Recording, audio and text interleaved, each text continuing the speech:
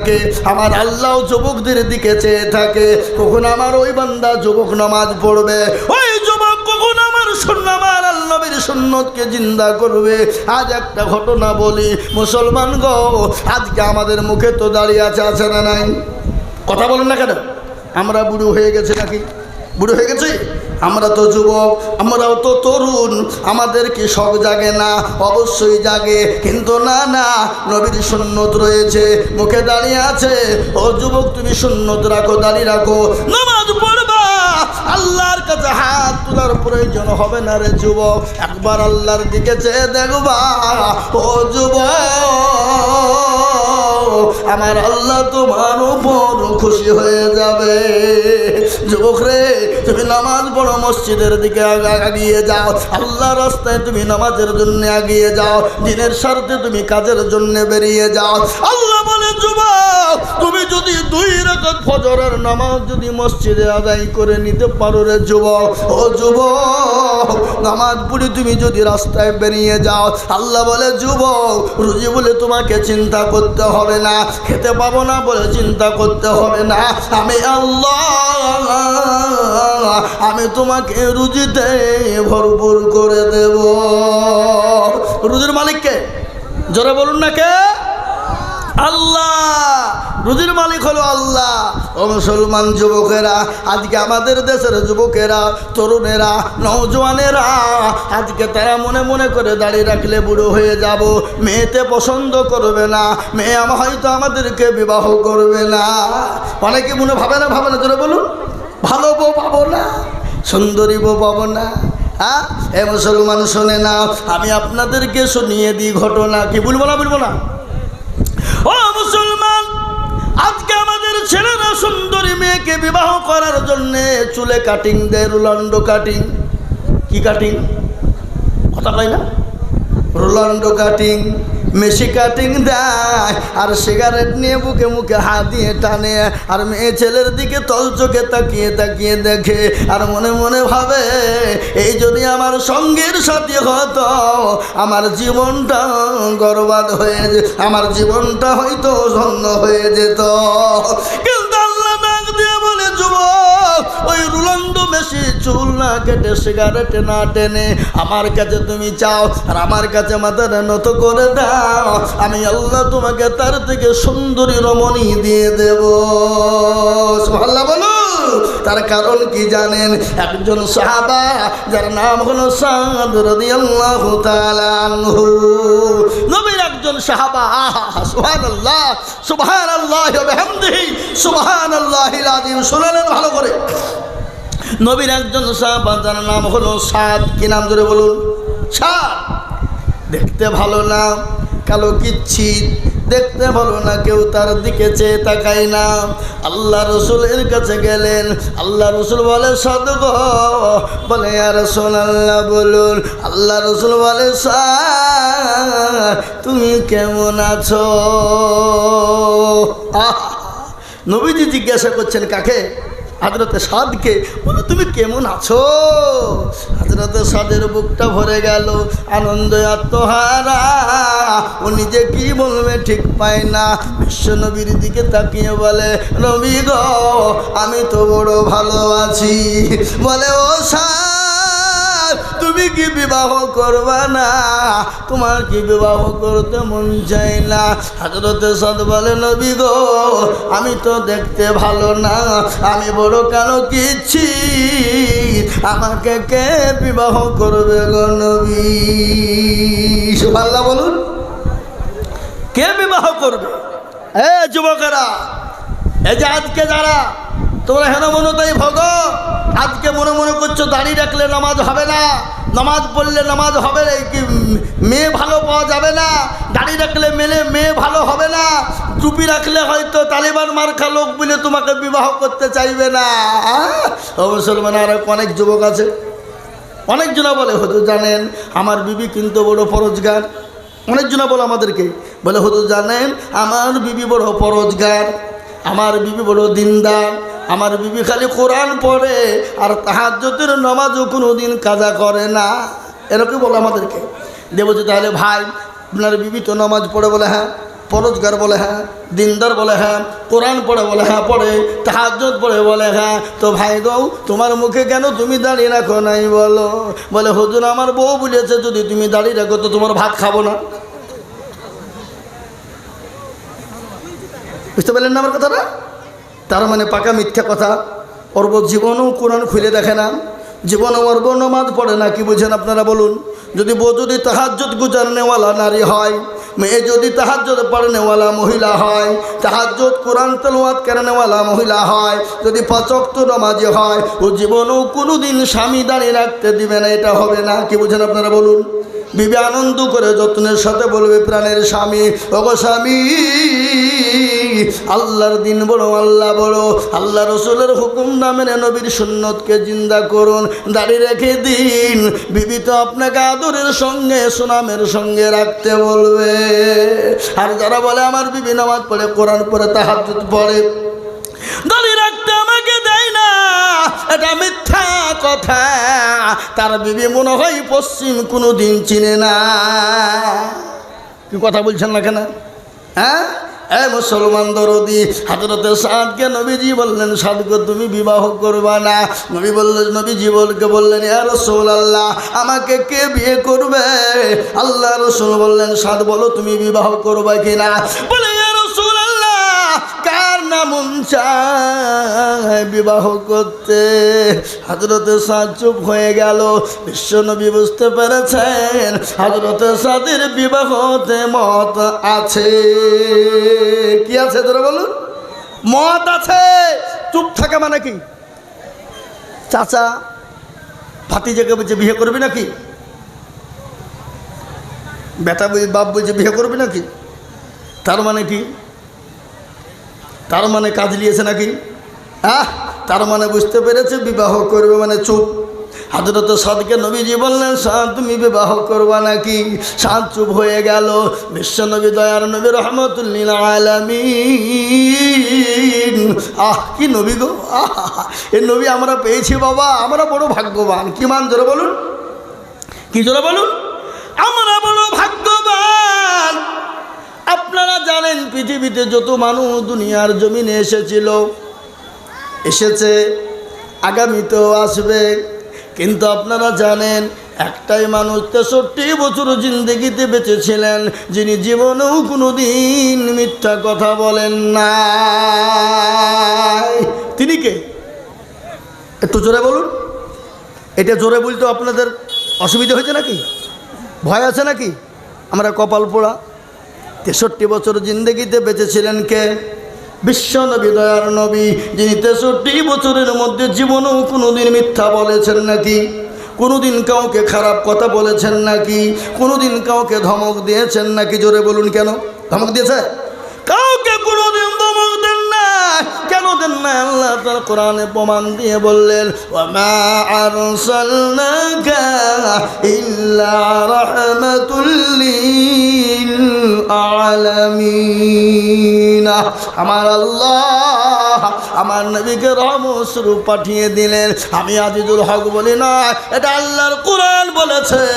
আমার নবীকে দুনিয়ার জমিনে, গোটা বিশ্বের জমিনে রহমত স্বরূপ পাঠিয়ে দিয়েছে। সেই নবীকে কেউ যদি গালি দেয়, সে নবীকে কেউ যদি তার নবীর বিরুদ্ধে কুরুচিকার মন্তব্য করে, সে মুসলমান না কাফের? জোরে বলুন, আরো চিল্লিয়ে বলুন। তারা বলো কাফের, কোনোদিন তারা মুসলমান হতে পারে না। আপনারা জানেন আমার ওই নবীকে গালি দিয়েছিল মহারাষ্ট্রের মাটিতে একজন, আপনার কি বলে গো, আপনার কি রামজি, ও মুসলমান, একজন পুরোহিত। কিন্তু মুসলমান, আমি ভালো করে আপনাদেরকে শোনাই, মুসলমান সব সহ্য করে নিতে পারবে। আমাকে গালি দাও আমি মেনে নিব, আমার মা বাপকে গালি দিবে আমি মেনে নিব, আমার 14 পীরিতকে তুমি গালি দাও মেনে নিব, কিন্তু আমার রসুলকে যদি গালি দাও, আমরা মুসলমান জীবন থাকতে রক্ত থাকতে মেনে নিব না। কি বলেন আপনারা বলুন? মেনে নিব? কথা কন না কেন? কোনোদিন মেনে নেব না। তাই আমি আপনাদেরকে আজকে বলবো মুসলমান গো দরদি আল্লাহওয়ালারা, ও মুসলমান কান করে শুনে নিন, আল্লাহওয়ালা দিনওয়ালা ইমানওয়ালা কান করে শুনে নিন। আল্লাহ নবী সাদকে বললেন সাদরে বিবাহ করবা কিনা বলো। সাদ চুপ হয়ে গেল। ও যুবক তোমরা ভালো করে শুনে নাও, যুবক শুনে নাও, আল্লাহওয়ালা দিনওয়ালা ইমানওয়ালা কলমাওয়ালা মুসলমান হলে দাঁড়িয়ে রাখলে বিবাহ হবে কিনা, সুন্দরী রমণী তুমি পাবা কিনা। ঘটনা শোনো, সাধ্য তরুণ যুবক মুখে দাঁড়ি কিন্তু দেখতে ভালো না। আল্লাহ নবী বললেন সাদ এই চিঠিখানা লিখে দিলাম, তুমি মদিনার মাটিতে আমার সাহাবা চলে যাও, আমার সাহাবার বাড়ি চলে যাও, আবু আইয়ুব আনসারীর বাড়িতে চলে যাও রে যুবক। ওই চিঠিখানা নিয়ে তিনি চললেন হযরত আবু আইয়ুব আনসারী রাদিয়াল্লাহু তাআলা আনহুর বাড়িতে। বাড়িতে গিয়ে সালাম দেয়, আসসালামু আলাইকুম। আচ্ছা এ বাবা, বাড়িতে গেলে লোকের বাড়িতে গেলে কি হুই হুই করে ডাকতে হবে না সালাম দিতে হবে? মুসলমানের আদর্শ কি? পরের বাড়ি হোক, নিজের বাড়ি হোক, ঘর হোক, যাই হোক না কেন, আপনি বাড়ির বাইরে যখন যাবেন বাড়িতে গিয়ে সালাম বলবেন, আসসালামু আলাইকুম। এ বাবা, বিবিকে সালাম দেওয়া যায় না না যায়? বিবিকে সালাম দেওয়া যাবে? কথা কর না কেন? বিবিকে সালাম দেওয়া যাবে। আচ্ছা বলুন তো, স্বামী স্ত্রীর মধ্যে যদি সালাম দেওয়া হয় তাহলে বলুন তো মহব্বত বাড়বে না কমবে? বাড়বে। দেখবেন যে বাড়িতে স্বামী স্ত্রীর মধ্যে সালাম প্রদান আছে সে বাড়িতে কোনো দিন অশান্তি হতে পারে না। ঝগড়া হলেও সাময়িকের জন্য ঝগড়া আবার মিটে যায়। কিন্তু আমি আপনাদেরকে বলি, বাড়িতে বিবিকে সালাম কে কে দিয়েছেন একটু হাত তুলে বলেন দেখি। একজন, দুজন, দুই তিনজন দেখছি। এতগুলা মানুষের মধ্যে এই তুমি আধখান তুললে মানে মাঝে মাঝে দাও, মাঝে মাঝে দাও না নাকি? তার মানে আল্লাহ, তোরা হাত তুললি কেন? তোরা বা বিয়ে করেছি নাকি? পুচকেও হাত তুলেছে। ও তো বিয়ে করবে নাকি নাকি বুঝলেন আপনারা বলুন? হ্যাঁ, ও মুসলমান দরদি সালাম দেবেন, হাত থেকে ইনশাল্লাহ নিয়াত করুন, বাড়ি থেকে সালাম দেবেন, চোখ বুঝে দিয়ে দেবেন। প্রথমে একটু বাধা বাধা লাগবে নাকি? বিবি একটু মুচকি হাসবে, বলে হারে মিনসি আবার মলবি হইলে কবে রে, ওই একদিন দুদিন বলবে। তারপরে কিন্তু যখন চালু হয়ে যাবে দেখবেন স্বামী স্ত্রীর মধ্যে ভালোবাসা বেড়ে যাবে, স্বামী স্ত্রীর মধ্যে ভালোবাসা বেড়ে যাবে। আর যে বাড়িতে স্বামী স্ত্রীর মধ্যে ভালোবাসা বেড়ে যাবে, মহব্বত জন্ম হবে, সে বাড়িতে আল্লাহর রহমত বর্ষণ হবে। ঠিক কিনা জোরে বলুন, ঠিক কিনা জোরে বলুন। ও মুসলমান দরদি, দরদি গো কান করে শুনে নিন। আপনারা চিল্লাতে ভয় পাচ্ছেন, গলা ব্যথা হয়ে যাবে বলি। আমি আইজুল হক চাপড়া, ওই নদিয়া চাপড়ায় দিনের বেলায় 2.5 ঘন্টা বক্তব্য করে হয়েছি। ক ঘন্টা? 2.5 ঘন্টা। 1:30টায় উঠেছি, একবারে 4টেতে নেমেছি। বক্তব্য করি, আর কেমন নয় তাড়াতাড়ি টাকা দাও পালাবো। আমি টাকা চাই নিয়েছি, কিন্তু ওনার একটু দেরি করতো, বুঝলেন না? যদি দেরি হইলে আমি এখানে পৌঁছাতে পারতো না। বুঝলেন? হুজুর টাকা লিখাও, জাল খাই যাবো আমি। আঁকাবি করে দৌড়ে বেড়েছে টাকা লেগে, তাতে দাও। পকেটে 2 মিনিট ভরিলে একবারে টানছে গাড়ি। বাবা কোথায় চাপড়া, ওখানে 4:20 বাজছে, ছুটছি গাড়ি নিয়ে। বাইচান্স যদি জালসা ধনিরামপুরে যদি না ধরতে পারি তাহলে তো আমাকে এই এলাকায় আসলে তো ঠ্যাংটু ভাঙিয়ে ফেলবে নাকি? ফেলবে না ভাই, বলবে তো ধরলে জালসা নিয়ে দিলে আসেনি। হ্যাঁ, কথা খেলাপ করে ফেলেছে। এ বাবুজি বুঝতে পারলেন না? আল্লাহওয়ালা আজকে যারা ভালোবাসা মহব্বত করছে, কালকে তারা বাসলিয়ে পিটবে না? বলবি মনে হয় অন্য জায়গায় বেশি টাকা পাইছে রে, আমাদের জালসা ফেলে দিয়ে পাইলে গেছে, ধরে নিয়ে চল বাড়িতে চল, কোধুমপাড়ায় চল। আর কোধুমপাড়াতে গিয়ে খালি নাম করতে হবে যে আইজুল মৌলবীর বাড়ি কোনটা, 1000 জন নিয়ে যে দেখিয়ে দিবে। বলে দেখো বাড়িতে যাও, খুঁজেও বের করতে হবে না, ঠিক পেয়ে দেবে। মুসলমান দরদি আল্লাহওয়ালা কান করে শুনেলেন। 7 চিঠিখানা নিয়ে গিয়ে বাড়িতে বললেন, আসসালামু আলাইকুম। বাড়ির ভিতর থেকে আওয়াজ এলো, ওয়ালাইকুম আসসালাম। আজকে ওয়ালাইকুম আসসালাম আমাদের ভিতরে অনেকেই জানে না, কি বুঝছেন আপনারা বলেন? অনেকেই জানে। আমি অনেক জায়গা দিয়েছি আসসালামু আলাইকুম, ও বললো নুঙ্গিকে এরকম করে পিঞ্ছারে ও বলছে সালাম আলাইকুম। আমি সালাম দিলাম উত্তরটা দেয়া? বলে না না হুজুর ঠিক দিয়েছি কিন্তু বলে আমি যাবো না তাই তো বললে তুমি? বলে না ঠিকই দিয়েছি। ও স্বীকার করবে না যে ভুল বলেছি। কি বুঝলেন না? মান সম্মানের ব্যাপার। হে মুসলমান, এখানে মান সম্মানের কোনো ব্যাপার নাই। শোনেন, ইসলাম এত পরিষ্কার, ইসলাম এত পরিচ্ছন্ন, ইসলামের ভিতরে দলপাটি মেজরিটি মাইনরিটি নাই। ইসলাম এত পরিষ্কার, ইসলামের শিকার কোনো রকমের কোনো আপনার গই নাই। আচ্ছা গো, কথা বলেন। আজকে আমাদের অনেকেই নামাজ পড়ে কিন্তু লজ্জায় শিখে না। কি বুঝছেন আপনারা বলুন? বুড়ি হয়ে গেছি, আর কি মাথায় ঢুকবে? এ বাবা, মাদ্রাসায় বলে নাই, তাবলীগ জামাতে চলে যান, নামাজ শিখে নেবেন, কোরআন শিখবেন, তেলাওয়াত শিখবেন, জিকির শিখবেন, কি করে নামাজ পড়তে হবে, কি করে নামাজে দাঁড়াতে হবে, কোন জায়গায় নামাজ পড়তে হবে, কিভাবে নামাজ পড়বে, সূরা পড়বে, দুরূদ শরীফ পড়বা। তাবলীগ জামাতে গেলে এগুলা শেখা যায়। জোরে বলুন ঠিক কিনা? মুরব্বীদের জন্য তাবলীগের জামাত, আর আপনার ছোট বাচ্চাদের জন্য, যুবকদের জন্য হলো মাদ্রাসা। ও মুসলমান গো, ও দরদি, আজকে আমাদের দেশের অনেক বাবাজিরা নামাজ পড়ে 15 বছর 20 বছর হয়ে গেছে বাবা, কিন্তু নামাজ ঠিক করে জানে না। কি বলছেন আপনারা বলুন? আমি আর আগে বলিনি, আজকে আমাদের দেশের অনেক চাচা আছে, অনেক মুরব্বী, অনেক দাদু আছে, 20 বছর ধরে নামাজ পড়াতে তো জানে না, দুরূদ শরীফ জানে না, দোয়া কুনুত জানে না, দোয়া মাসুরা জানে না, দোয়া সানা জানে না, ইন্না তাইনা কুল দেখা যায় তার মধ্যেও 20টা ভুল। ঠিক না বেঠিক? জোরে বলুন, কথা কয় না? আছে না নাই? এরা জীবনও শিখে না, শিখার চেষ্টাও করে না। ইমামকে বলে না, হুজুর গো আপনি তো আমাদের ইমাম, একটু কোরআনটা ঠিক করে দেন, সূরা গানা ঠিক করে দেন। কেন বলে না? ইমামের কাছে যদি ইমাম ভুল ধরে ফেলে, তাহলে ইমামের কাছে মুরুলিয়ার মাতাব্বরি চলবে না। কি বুঝেন আপনারা বলুন? ইমামের মাথার ওপর মুখ তুলে কথা বলতে পারবে না। কেন? দেখছি বেশি কায়দা করতে গেলে মৌলবি বলে ফেলবে, নামাজ জানেন, আবার ফুটিয়ে মারে জামার সামনে, বুঝবে না, বুঝবে না। আর আমাদের দেশের ইমাম সাহেবরাও জীবনে কোনোদিন কাউকে বলে না হুজুর বসেন, বলে কে নেই নামাজটা ঠিক করে দিই, কোরআনটা ঠিক করে দিই। আজকে আমি আপনাদেরকে বলে দিই, নামাজ পড়ুন। কোরআন যদি আপনি না পড়তে পারেন, নামাজ যদি আপনার শুদ্ধ হবে না, সূরা যদি ঠিক না থাকে শুদ্ধ হবে না।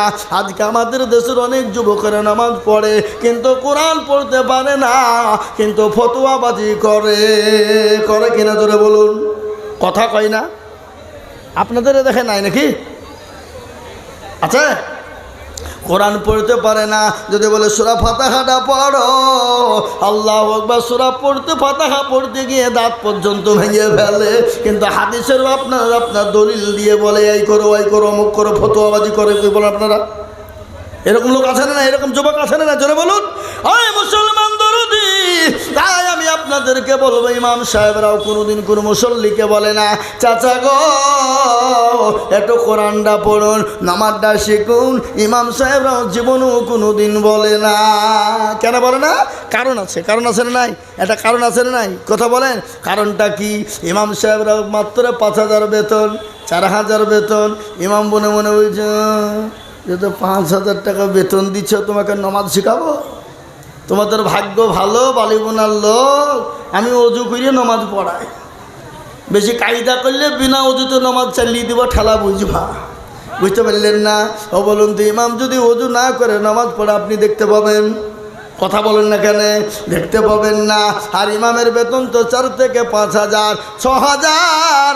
যদি মাস পার হয়ে যদি ইমাম সাহেব বলে বেতন দাও, সেক্রেটারি সভাপতি বলবে মৌলবীর লোভ কত রে, বেতনের লেগে ঘুর ঘুর করে ঘুরে। ও হারাম কর সভাপতি, হারাম কর সেক্রেটারি, হারাম কর ক্যাশিয়ার। তোমার বাড়ির সংসার চালাতে গেলে পয়সা প্রয়োজন হয়, আর বিবির জন্য পয়সার প্রয়োজন হয়, তোমার ছেলে মেয়ের জন্য পয়সার প্রয়োজন হয়, কিন্তু ইমামের বিবি বাচ্চা ছেলের জন্য পয়সার প্রয়োজন নাই।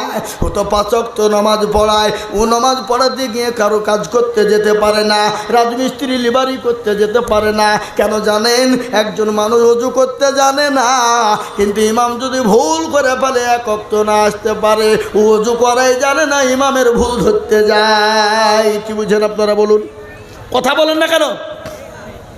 ওযু জানে না, ও ইমাম যদি 1 ওয়াক্ত না আসে তো ইমামের ভুল ধরে। এরকম আছে না নাই? আর আমাদের দেশের যুবক, আমি আপনাদেরকে বলি, আমাদের দেশের অধিকাংশ মসজিদের সেক্রেটারি, সভাপতি, ক্যাশিয়ার, এরা মনে করছে বাপের টাকা আমরা গুনি গুনি নিয়ে যায়, ইমামকে দিতে বড় লজ্জা বোধ করে। আজ আমি আপনাদেরকে বলি, মুসলমান গো, কান করে শোনে না, আজকে ইমামকে পয়সা দিতে তারা লজ্জা বোধ করে, কিন্তু এমন সেক্রেটারি, সভাপতি, ক্যাশিয়ার আছে মসজিদ চিনে না, সে শুক্রবারের দিন মুরলি করতে যায় আর ওই টাকা গেলা নিয়ে এসে লটারি কাটে। এরকম সেক্রেটারি আছে না নাই? কথা বলেন। লটারি কাটে মসজিদের সেক্রেটারি, সভাপতি, লটারি কেটে টেরে গুঁজেছে নুঙ্গিতে, উঠতে গিয়ে জুম্মার দিন নুঙ্গিও খুলে পড়ে গেছে, লটারিও পড়ে গেছে। বলে ইজ্জত চলে যায়, যা, কিন্তু বেজ্জতি হওয়া যাবে না। ও নুঙ্গি তোলা বাদ দিয়ে লটারি তুলছে। কি বুঝলেন? লুঙ্গি তোলা বাদ দিয়ে লটারি তুলছে, তার মানে বুঝলিয়েছে আমারও যা বড় ধরো তাই আছে, কোনো ব্যাপার নাই, কিন্তু লটারি তো সবার কাছে নাই। বুঝতে পারলেন না? এর থেকে ভাঙে বলবো নাকি? হ্যাঁ মুসলমান দরদি, তাই আমি আপনাদেরকে বলবো, আজকে আল্লাহওয়ালারা, দিনওয়ালারা, ইমানওয়ালারা কাকে জবাব দিবেন একবার মরে দেখুন, মরে দেখুন কবর কোন জায়গা। আর ওই কবর তো প্রতিদিন আপনাকে আমাকে ডাকে, ডাকে না গো? কথা বলেন না কেন? কার ভরসায় আছো রে মন, কিসের এত মায়া, এত সাদের বাড়ি তোমার ভেঙে যাবে বাসা। ও তোর গনা যৌবন ফুরাইয়া যাবে, যৌবনে লাগবে ভাটি, ওই যে ডাকিতেছে তোমায় কবরের মাটি। সন্ধ্যার আগে যেদিন ডুবিবে বেলা, সন্ধ্যার আগে যেদিন ডুবিবে বেলা, এক পলকে ভেঙে যাবে তোমায় রঙ্গেরি মেলা। ও কার তুমি ধমক দিবা, কার মাথায় ভাঙবা লাঠি, ওই যে ডাকিতেছে তোমায় কবরের মাটি। খবর পেয়ে আসবে আত্মীয়-স্বজন, তোমার চারি পাশে বৈশা তারা করিবে কান্দ। ও তোমায় সাজায়া দিবে মনের মতো, সাজায়া দিবে মনের মতো, কি সুন্দর পরিপাটি, ওই যে ডাকিতেছে তোমায় কবরের মাটি। ও মুসলমান যুবকেরা, ও বাপজি আমার ভাইয়েরা, ও বালি বোনার মুসলমানেরা, ধরে রামপুরের মুসলমানেরা, কবর তো প্রতিদিন ডাকে রে বাবা। কবর বড় কঠিন, কবর বড় ভয়ঙ্কর। দুনিয়া জমিনে যেমন মেশিনকে গম দিলে ময়দা তৈরি হয়, আপনার এত সুন্দর চেহারা, এত সুন্দর শরীর, এত সুন্দর বডি চূর্ণ বিচূর্ণ হয়ে যাবে। কিসের অহংকার, কিসের তাকাব্বুর? তুমি মনে করছো টাকা থাকলে বেঁচে যাবা, টাকা থাকলে হয়তো মরবা না। ফেরাউনের টাকা কম ছিল না, নমরুদের টাকা কম ছিল না, বাদশা সাজ্জাদের টাকা কম ছিল না, বাচ্চা কারণের তো আল্লাহ সম্পদ দিয়েছিল।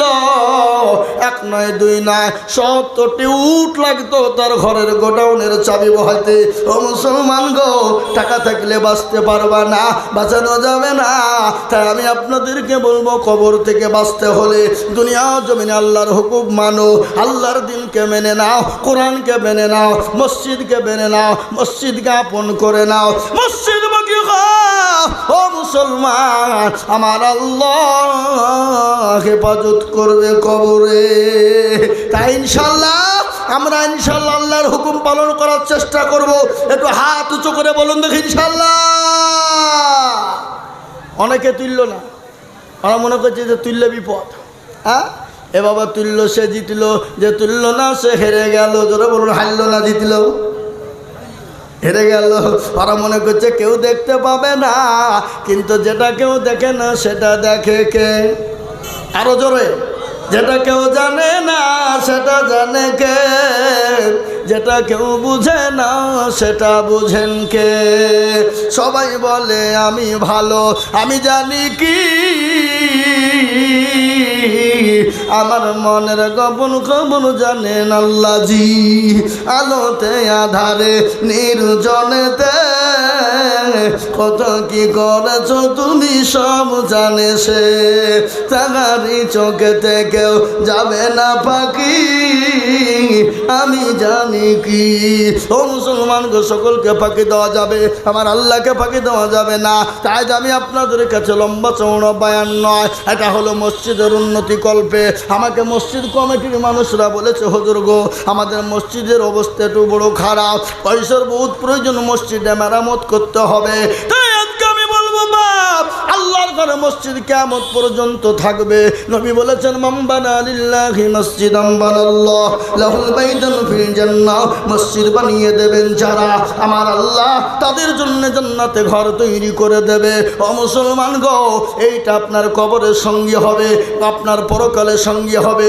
যেদিন আরশের কোনো ছায়া থাকবে না, সেই দিন এই মসজিদের দান আপনার জন্য ছায়া হয়ে যাবে। তাই এই মসজিদকে বানানোর জন্য আমি আজিজুল হক আপনাদের কাছে একটু হাত পেতে দেব।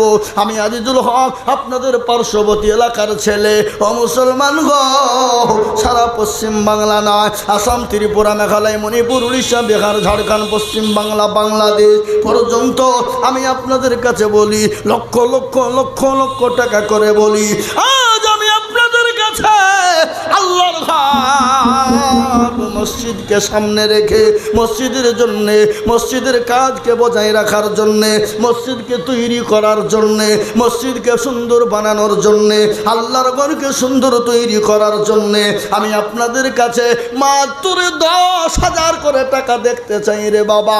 বহু টাকা বহু দিকে চলে যায়, বেবি বাচ্চার পিছনে যায়, ছেলে মেয়ের পিছনে যায়, বন্ধু বান্ধবীর পিছনে যায়, আপনার ডাক্তারের দোকানে চলে যায়। আল্লাহর ঘরের জন্য দিলে কোনোদিন কমে যাবে না। আমি আজিজুল হক আপনাদের কাছে হাত পেতে দেব আল্লাহর ঘরকে বানানোর জন্য মাত্র 10,000 করে টাকার দাতা। আমি একবার তকবীর দেব, তকবীর দেওয়ার সঙ্গে সঙ্গে ডানে বাঁয়ে পিছনে সামনে ওপরে নিচে মাত্র 10,000 টাকার দাতা। একবার চিল্লিয়ে বলি নারাই তাকবীর। জি এই সিদ্দিক ভাই অপারেশন অপারেশন এখানে আসেন ভাইরা আমার দরদি মুসলমান, আল্লাহওয়ালা, দিনওয়ালা, ইমানওয়ালা, কলমাওয়ালা, আমি আপনাদেরকে বলবো মাত্র 10,000 টাকা দিয়ে সর্বপ্রথম একজন দরদি হাত উঁচু করে দিয়ে বলবো, ভগবানে বোনার মুসলমানেরা, ধনীরামপুরের মুসলমানেরা, আল্লাহওয়ালারা, দিনওয়ালারা, আল্লাহর দিনকে বাঁচানোর জন্য, আল্লাহর ঘর মসজিদের জন্য সর্বপ্রথম 10,000 টাকা দিয়ে হাতটা তুলে দিয়ে বলেন, হুজুর গো আমার কাছে জান আছে কিন্তু মাল নেই। ওগো হুজুর, বহু টাকা বহু দিকে চলে গেছে, আল্লাহর ঘরের জন্য দিলে কোনোদিন কমে যাবে না। তাই আল্লাহর ঘরের জন্য 10,000, জোরে বলুন 10,000 টাকার দাতা একজন দরদি আমার ভাই, আল্লাহওয়ালা, দিনওয়ালা, আল্লাহ রাস্তায় দিলে কোনো ফুরিয়ে যাবে না। আমি যদি যাই গো মোরে বিদেশের মাটিতে,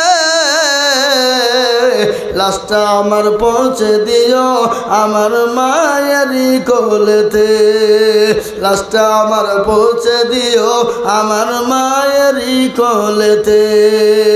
ও অনেক যুবক বাইরে পড়ে আছে, অনেক ছেলেরা বাইরে কাজকর্ম করতে যায়, অনেকের ছেলেরা বিদেশে কর্ম করতে যায়। ছেলের জন্যে আল্লাহর ঘর মসজিদকে বানানোর জন্যে আমি মাত্র 10,000 করে টাকা দেখতে চেয়েছি।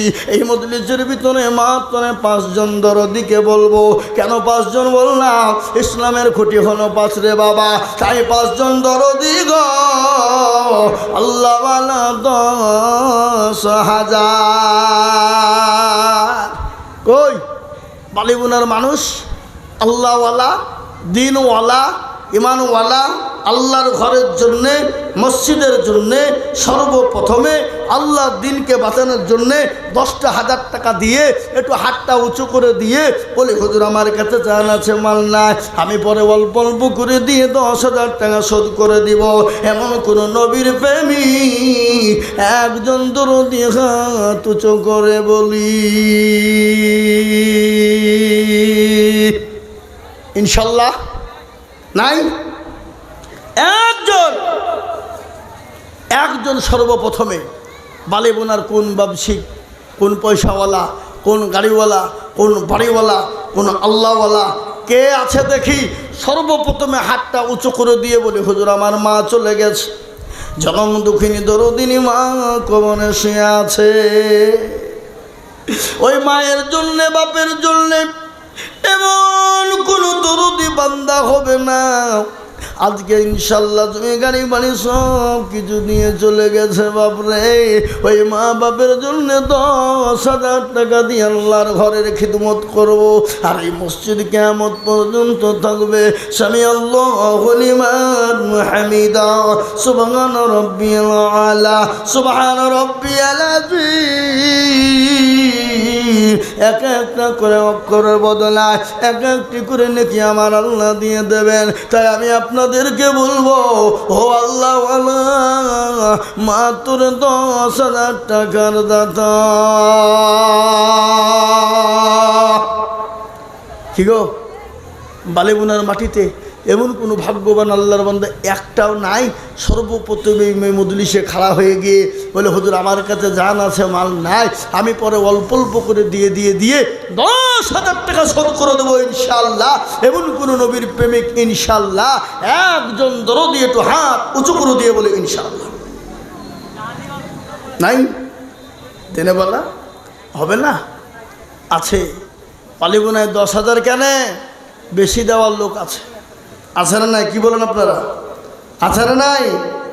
কিন্তু এরা মনে মনে করছে দিলে কমে যাবে, দিলে ফুরিয়ে যাবে। না না না, দেওয়া যাবে না। শয়তান বলছে দিস না রে, দিস না, ফুরিয়ে যাবে। ওই টাকা না দিয়ে বাড়ি করগা, মার্বেল বসাগা, টাচ বসাগা, ঘরটা প্লাস্টার করগা, পাগলা, তোর বুদ্ধি না। মসজিদের প্রলোভনে পুড়ে খবরদার টাকা দিবিনি।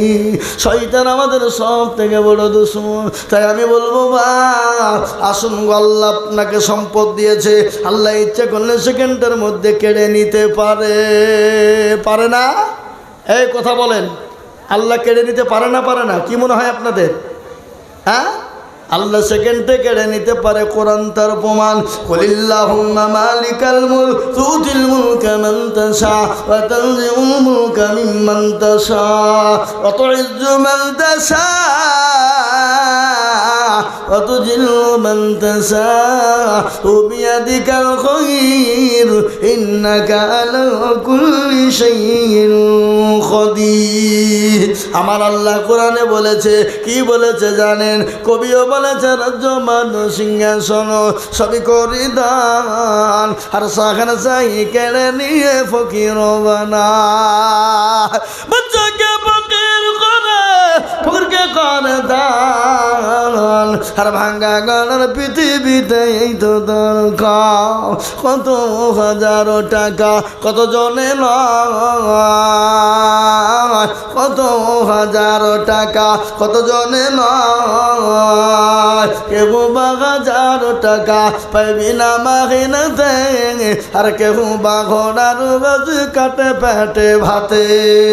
ও বালিমুনার মুসলমান, আল্লাহ আপনাকে সম্পদ দিয়েছে রে বাবা, সেকেন্ডের মধ্যে কেড়ে নিয়ে ভিখারি বানিয়ে দিতে পারে। রাতের মধ্যে আল্লাহ এমন ওষুধ দিয়ে দিল, ডাক্তারের কাছে ছোট, ডাক্তার বলবে এই করো ওই করো অমুক করো, আপনার করতে করতে করতে 1,000 টাকা রিপোর্টে চলে যাবে। কিন্তু নবী বললেন সাদাকু তারাদ্দুল বালা, সদকা করলে বালা দূর হয়ে যাবে, মুসিবত দূর হয়ে যাবে। তাই আমি আপনাদের ভিতরে এমন দরদি পাবো না গো, মাত্র 10,000 টাকা একজন দরদি নাই বাপ।